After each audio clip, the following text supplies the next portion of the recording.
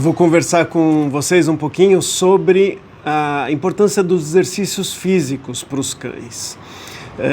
Os exercícios físicos, eles ajudam em muitas coisas, desde o bem-estar, saúde física, psicológica, e também acaba fazendo bem para quem os leva para passear, porque normalmente a gente também está fazendo menos exercício do que é o recomendado para ter uma vida saudável, tanto fisicamente quanto mentalmente.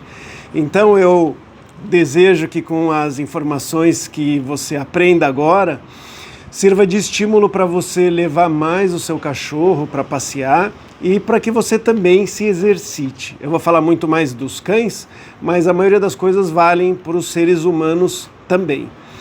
A primeira coisa que a gente deve pensar é que a gente está cada vez vivendo uma vida mais sedentária, né? Cada vez a gente está se exercitando menos e o nosso corpo não foi feito para ficar parado, e nem dos animais, e muito menos dos cães. Dá para a gente ver quando a gente vai passear com um cão, ou quando um cão está solto, o quanto ele se locomove, até muito mais eficiente do que a gente, né? Subir uma rampa, pular por cima de alguma coisa, até mesmo a quantidade e a qualidade de exercício é muito superior que eles conseguem em relação a gente, pelo menos a uma pessoa comum, né? Claro que a gente tem super atletas humanos, mas também temos super atletas caninos, e aí quando a gente compara dá uma briga boa, mas normalmente um cão está preparado para fazer muito mais exercício do que um ser humano.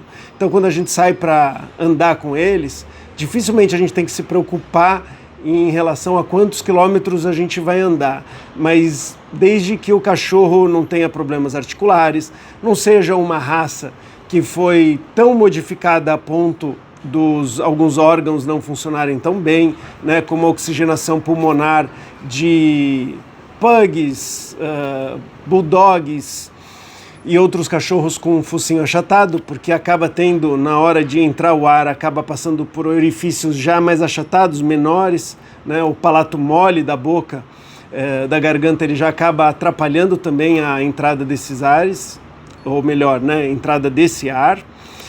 Então, tendo os devidos cuidados, de uma maneira geral, a gente tem que se preocupar com a falta de exercício e não com o excesso de exercício, embora isso também possa acontecer. Existe uma condição que vem prejudicando muito os seres humanos e também os cães, que é estar acima do peso ideal. A gente fala de sobrepeso ou obesos.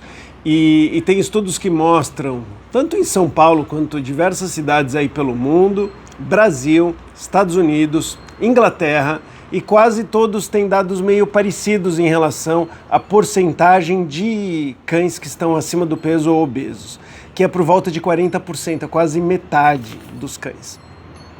E a obesidade, ela acaba prejudicando o cão de diversas formas, né? Aumenta a chance de ter problemas ligados à displasia, aumenta a artrose, aumenta a chance de ter câncer, dificulta a respiração, a perda de calor dos cães, então tem mais probabilidade deles terem hipertermia e assim por diante. De uma maneira geral, sobrecarrega o organismo inteiro, diminuindo a qualidade de vida e o quanto tempo o animal vai viver. E por causa disso, muitas vezes, exercício acaba sendo ainda mais recomendado para a gente evitar o sobrepeso. O que é importante entender? Que quando o cão está acima do peso ou com sobrepeso, as articulações e até o sistema respiratório e circulatório acabam não funcionando tão bem quanto deveriam, né? Por quê? Você tendo gordura, né, vamos imaginar ali numa tubulação com gordura, ela não vai estar funcionando tão bem, que seria as artérias, as veias, né, o próprio coração como uma bomba.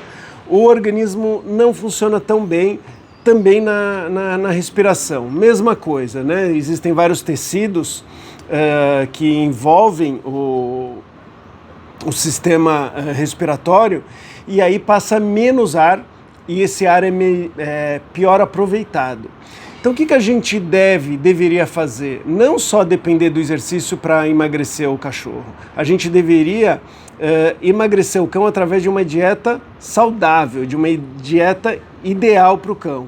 Tem que ser saudável e também a gente normalmente tem que controlar a quantidade, tá? Então, a primeira dica aí é, se o cão está acima do peso, não dependa só do exercício para fazer com que ele perca peso, tá? Controle a alimentação também. E conforme você conseguir emagrecer ele um pouquinho, aumenta muito a facilidade dele fazer mais exercício. Então uma coisa acaba ajudando a outra. O exercício ele também vai funcionar para a gente facilitar algumas mudanças comportamentais ligadas ao próprio cérebro do animal mesmo. Então, um cachorro que é medroso, por exemplo, ele se beneficia de exercícios físicos através dos hormônios que são produzidos, né, ou neurotransmissores que são produzidos no cérebro em maior quantidade, provocando ali situações de bem-estar, de relaxamento e que vão contribuir com uma sensação de prazer que acaba combatendo o medo. Então, por exemplo, você tem um cachorro que tem medo de diversas situações, como barulho de fogos, ele tem medo de pessoas diferentes. Se ele começar a se exercitar com mais frequência, fazendo exercício aeróbio mesmo, né? No sentido de fazer com que o coração dele bata bem, que o sistema circulatório seja bastante bem estimulado, isso faz com que o organismo produza determinadas substâncias que, entre outras coisas, vão provocar bem-estar, diminuir o estresse e até aumentar a ramificação dos neurônios, tá? O que isso causa? Quando a gente aumenta a ramificação dos neurônios, é como se o cérebro tivesse ainda capaz de esquecer algumas coisas antigas. Então aumenta um pouquinho o esquecimento das coisas antigas, com seres humanos também, né? Quando você tem ligações novas, acabam atrapalhando um pouco as antigas. E por um lado isso pode ser até vantajoso, quando a gente está tentando modificar um aprendizado ligado a um trauma, por exemplo, você ter um cérebro capaz de se regenerar, acaba ajudando mais do que atrapalhando. E essas novas conexões, elas possibilitam que novos aprendizados sejam capazes de substituir os antigos. Então, por exemplo, o cachorro ligou barulho de fogos, trovão, pessoas com coisas perigosas. Ele agora um pouco mais tranquilo e com o cérebro mais ramificado, ele está com mais competência de gerar novos aprendizados positivos em relação a essas experiências que ele teve no passado que não foram tão ideais. Então, quando a gente está diante de um tratamento, e eu já fiz isso inúmeras vezes, né, a gente quer deixar um cachorro menos agressivo, a gente quer que ele socialize mais com pessoas, objetos, que ele tenha menos medo de determinados barulhos, a gente sempre inclui bastante atividade aeróbia, né? Então, atividade que o cachorro vai respirar com numa frequência muito mais alta, sempre tomando cuidado com as características físicas do cão, né? Porque em alguns cães, em algumas situações, a gente não pode exagerar no exercício. É isso que eu vou falar aqui no próximo bloco. Então, para finalizar, eu gostaria aqui de ressaltar a importância da atividade física, não só para o exercício, mas como uma maneira ali da gente trazer vários estímulos, várias coisas para o cachorro. Mas nem todos os cães vão estar aptos a fazer toda a atividade física que a gente gostaria que eles fizessem. Às vezes por falta de tempo, por condições climáticas, como eu falei, talvez esteja quente demais, você está num lugar em que o cachorro não tem condições ali de, na hora do almoço, por exemplo, aproveitar para andar, ou é de uma raça que não está propensa a fazer atividades físicas, como um bulldog, um pug, que tenham dificuldades respiratórias, mas mesmo assim a atividade física ela é recomendada, até mesmo para os cães que estão acima do peso. Então, a gente tem que medir ali o quanto a gente pode fazer e às vezes a gente não vai poder passear com o cão. E aí a gente pode fazer atividades físicas dentro de casa, sempre lembrando que não vai trazer todos os estímulos que um passeio traria, né? Em relação a prazer, em relação a modificações cerebrais, acabam não sendo tão vantajosas, mas também garante um pouco de exercício e estimula a interação, que para o cão sempre é uma coisa legal. Então, como que a gente pode fazer isso? Brincar com bolinha, né? O ideal nesse caso é a gente escolher um lugar que o cachorro não derrape dentro de casa, esse é o principal, né?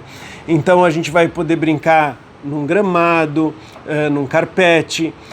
Se a gente puder buscar, além de não derrapar, um local que absorva o impacto, melhor ainda. Então é um chão de borracha, mais uma vez tapete, carpete, tudo isso absorve. Grama, terra, costuma absorver muito mais o impacto. Isso é bacana para eles porque diminui o desgaste das articulações e a gente deve evitar comportamentos muito repetitivos. Então, por exemplo, brincar um pouquinho de cabo de guerra com o cachorro é super legal para ele, eles adoram.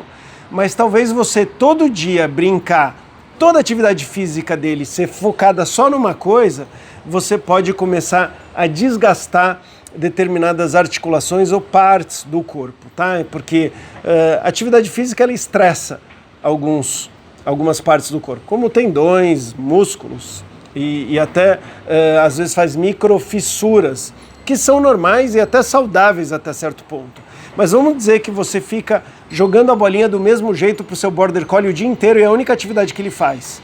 Já tem estudos mostrando que a chance desse cachorro, quando comparado com um cão que faz atividade física normal, mais diversificada, a chance dele apresentar displasia coxofemoral ou artrose no decorrer da vida é maior.